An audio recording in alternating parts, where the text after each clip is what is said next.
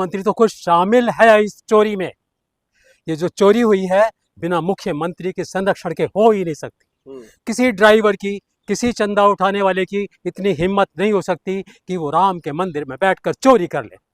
और ये जो कहते हैं जीरो टॉलरेंस, ये बात बात पर बुलडोजर चलाने वाले, कौन नहीं जानता इनके कैरेक्टर को। तो क्या वो बेचारे इतने चोरियां कर सकते थे? मैं तो कहता हूँ वो चोरी करने वाले मजदूर थे मुख्यमंत्री के, वो चोरी कर कर खजाना पहुंचा रहे थे इनके पास।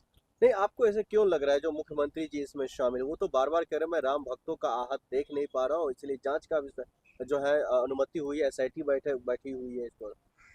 इस तरह आंसू बहाने वाला ही सबसे बड़ा चोर होता है। इतना बड़ा मुंह खोलकर बोलता है दूध का दूध, पानी का पानी कर देंगे। सबको पता है पानी का पानी ही करके रहेगा ये। दूध तो इसने देखा भी नहीं कभी। सबसे भ्रष्ट लोग है ये। अगर राम आज अगर होते तो राम साफ साफ कह देते कि मैं तुम्हारे साथ नहीं हूं। आज अयोध्या में राम का नाम नहीं, रावण का सिक्का चलता है। इन्होंने सिद्ध करके दिखा दिया। नहीं, ऐसा क्यों आपको लग रहा है जो जांच में कुछ निष्पक्ष तौर पर नहीं होगा? क्योंकि एसआईटी का गठन किया योगी जी ने। अगर उन्होंने वो अगर चोरी करवाते तो वो ऐसा कुछ करते ही नहीं। तो एसआईटी का गठन तो इसीलिए किया है कि वो एसआईटी जांच करने के बाद कह दीजिएगी कि कोई चोरी ही नहीं हुई यहाँ पर। एसआईटी तो वही जांच का फल निकालेगी। एसआईटी तो कोई क्या अमेरिका से आकर थोड़ी कर रहा है कि जो बार बार अडानी की फाइल खोल देंगे। एसआईटी तो इसने योगी ने बिठाई है ना, वो तो योगी की तरफदारी का जवाब देगी ना। ये तो पहली बात, इसका एसआईटी बिठाना ही, जिस तरह से एसआईटी बिठाई गई है, एसआईटी ने एफआईआर नहीं की है, इस सबसे सिद्ध होता है कि एसआईटी इसलिए बिठाई गई है कि इसमें लिपापोती कर दी जाए। और योगी ही सबसे बड़ा अपराधी है इसमें। नहीं, योगी आदित्यनाथ जी अगर अपराधी होते तो फिर वो इन मामलों को बढ़ावा नहीं देते ना, जांच के ओर वो करते ही नहीं। प्रशासन पूरा झोंक दिए हैं, 8 लोगों की गिरफ्तारी, एफआईआर हुई है लोगों पर। इनका पूरा इतिहास बताता है कि ये जांच करते हैं केवल इसी बात के लिए कि उस पर लिपापोती कर दी जाए।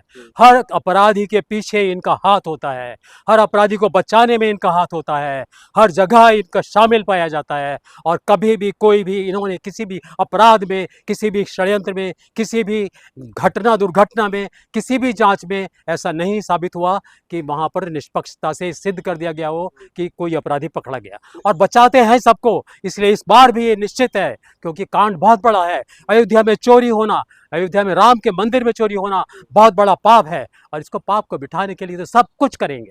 लेकिन नहीं, जिन लोगों पर मतलब जो है शक हुआ या जिन लोगों का नाम आया उस पर तो एफआईआर हुई ना। ये तो हर बार होता है। एफआईआर चंपत राय पर हुई, और वो जो मिश्रा है उस पर हुई। किन पर एफआईआर करिए? इनका ड्रामा यही होता है कि अगर पुल गिर जाए ना तो वहां पे जो कारीगर थे उनको पकड़ लो, गार्ड बैठा था पुल पर उसको पकड़ लो। ये इसका ड्रामा है। और उस कंपनी को जिसको इन्होंने करोड़ों हजारों करोड़ रुपए दिए होते हैं, जिसकी वजह से वो पुल गिरे होते हैं, उनको कभी भी इनको पकड़ते नहीं। तो ऐसे यहाँ पर होगा। चंपत राय को तो आज तक क्लीन चिट दे रहे हैं। नृपेंद्र मिश्रा ने कह दिया डकैती हुई है, इसके बावजूद एफआईआर नहीं होती है। ये सब जितने भी कांड है, जितने भी तरीके हैं, इससे सिद्ध होता है कि इसमें योगी का हाथ है। नहीं, आप बार बार योगी आदित्यनाथ जी इसमें जोड़ रहे हैं, और योगी आदित्यनाथ जी बार बार जो है इस घटना में जो लिप्त है आरोपी उसको पकड़ने की वो बात कर रहे हैं। तो क्या चाहते हैं? जिस तरह से योगी बोलता है मैं उस कैमरामैन को पकड़ लूं जो वहां जो आकर रील बना रहा है, उस रिपोर्टर को पकड़ लूं जो वहां की खबरें ला रहा है। योगी तो यही चाहता है कि कोई इस खबर को लीक ना करे, इस खबर को कोई उठाए ना। क्या कह रहा है वो? कि वो लोग आवाज उठा रहे हैं जिन पे राम पर आस्था नहीं थी। कल को तो ये कह देंगे वो आइयो उसकी जांच करवाओ, क्या उसने रामलीला देखी थी? कल को जज की जांच करवाएंगे, क्या उसने रामायण पढ़ी थी?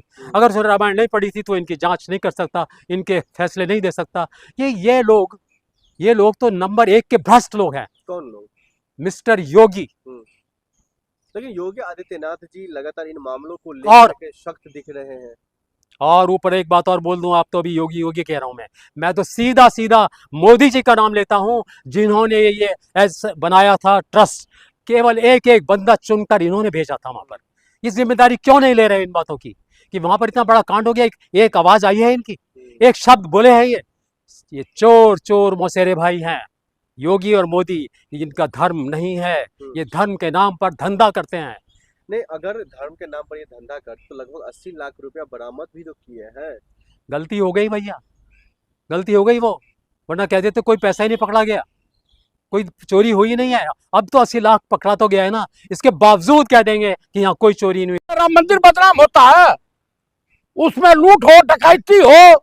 अरे मोहम्मद गजनवी ने 17 बार जो है सोमनाथ मंदिर को लूटा, और नरेंद्र मोदी गजनवी और मोहन भागवत गजनवी की 60 गांठ से 40 दिन में 70 बार राम मंदिर को लूटा, सीसीटीवी कैमरे में है।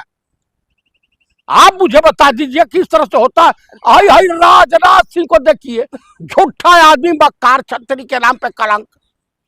आप बताइए, इसके खिलाफ विशेषाधिकार हनन की नोटिस हुई है कि सरेआम ही झूठ बोला। जवानों के शहीद को लेकर हाँ, तो पार्लियामेंट तो चलने वाला है, संसद चलने वाला है, तो नरेंद्र मोदी मुख पे कालिक पोत के दिखाई नहीं देंगे, विदेश दौरे जाएंगे अय्यासबाजी करने। क्या बर्खास्त कर दिया जाए राजनाथ जी को? किसको? राजनाथ सिंह को बर्खास्त करके और सैनिकों की हत्या का आरोप लगा करके, ये हत्यारा है, और इसे जेल की काल कोठरी में इसका, अरे इसको तो कीड़े पड़ेंगे राजनाथ।